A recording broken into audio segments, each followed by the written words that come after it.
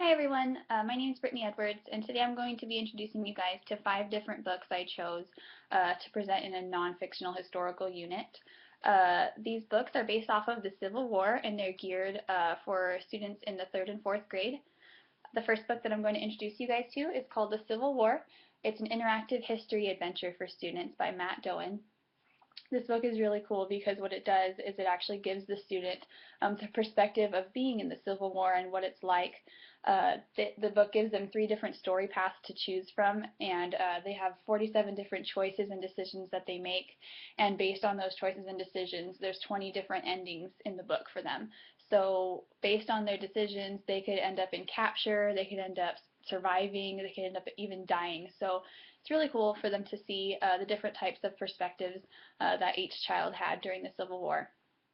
I liked that the author chose to write on kind of like a scroll type of paper. It's a little bit more realistic for the students versus it just being on plain paper. They use minimal pictures. There's not one on every single page, but there's enough pictures in here to kind of get the students familiar with the setting of the story. And I like that each picture had a caption that related the picture back to what we were talking about. I like that the author also chose the words, he chose simple words, and I like that because in 3rd grade, they're more interested in the story rather than actually reading the story. And I like that the letters are all spread out. If you could tell, the paragraphs are very spread out and everything, so I thought that was a good decision to make with this book. The next book I'm going to show you is called If You Lived in the Time of the Civil War, and I really like this series. They're called the If You books by Kay Moore, and what she did was took a bunch of different historical events and put them into these type of books called If You, and it gave the students kind of a personal idea of how things worked out during that time. So there's other historical books that are called If You Lived in the Time Where George Washington was President and stuff like that. So there's all different kinds of historical books that you can get from this series that I would recommend. What this author did that I thought was really good for the students was they really separated the difference between the North and the South. In all of the pictures that you can see that the South, they're always wearing blue, they have slaves, they're very uptight, and the North, they're very neutral. They're wearing neutral colors like yellow, and they're more of a friendly atmosphere, and they just want things that are better for the people of their country. So I liked that they made that just difference available. You can see I like the pictures. They're very neutral colored. They don't stand out very much, which doesn't take away from the reading. Every page is separated by questions. So for example, this page says, why did the southern states want to leave the Union?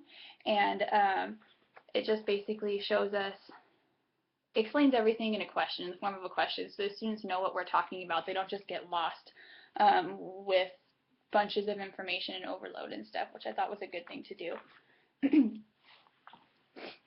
The next book we're going to go over is called Voices of the Civil War. Now this book is different than the other 2 that we've talked about because what it does is kind of explains the Civil War from a first-hand view of someone that actually lived in it. They're true stories from all different kinds of people. There's 6 total, and the stories go from all different kinds of people. One of them is from a Confederate soldier.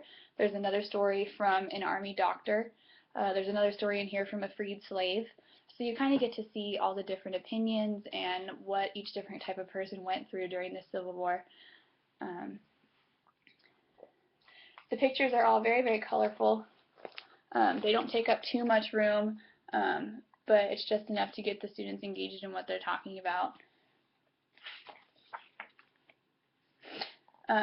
The words on these pages are also very spread out, which is good for the students. They don't want to see a giant paragraph of information. It's going to make them not want to read it. So the author was really good at breaking up big pieces of information with lots of pictures and captions to keep the students engaged.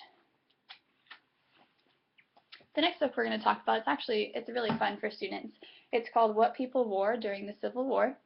And a lot of fun activities can come from this book. I read online that one teacher, she provided the book with to all of her students and then provided them with just some simple construction paper and colored pencils, and they were able to create their own version of what people in the Civil War wore. Some of them were Confederate soldiers, others were the army doctors or something. So it's really fun for them, and they can kind of see how it was such a different time back then.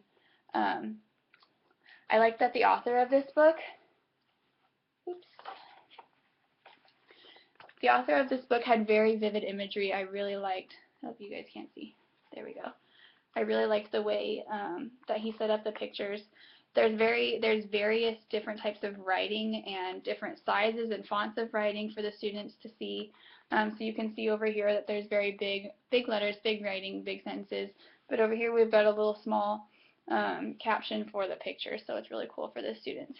Something else that the author did was he not only integrated actual present-day pictures, actual pictures taken by a photographer, but also interpretations and drawings of what they think the Civil War clothing looked like. So I thought that was really cool. And last but not least, we're running out of time, I've got The Civil War for Kids. Now, something to say about this book is I did find through reading it that it's more for children that are older, maybe in the 4th grade, because what it does is it takes literary terms and devices kind of up to the next level. The writing isn't as simple here.